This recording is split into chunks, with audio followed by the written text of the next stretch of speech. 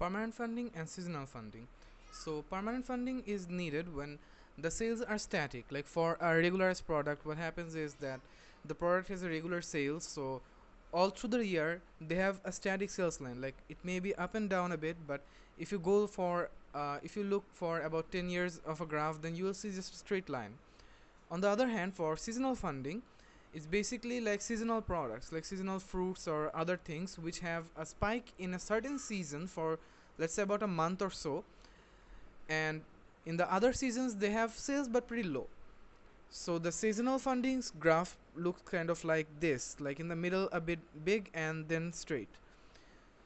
So if a firm's no permanent funding, if a firm's sales are consistent, then its investment in operating assets should also be consistent, and the firm will have only a permanent funding requirement.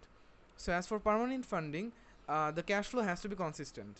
And for seasonal funding, if sales are cyclical, then investment in operating assets will vary of vary over time, leading to the need of seasonal funding requirements in addition to permanent funding requirements for its minimum investment in operating assets.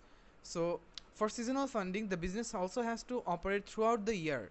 So let's say when their sales is not high, they're not at their peak, their business also has to operate, so they still have their operating expense.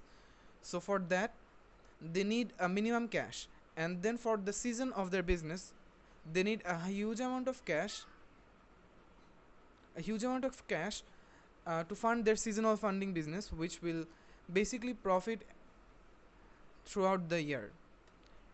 The profit which will be earned from that season will run the business throughout the year.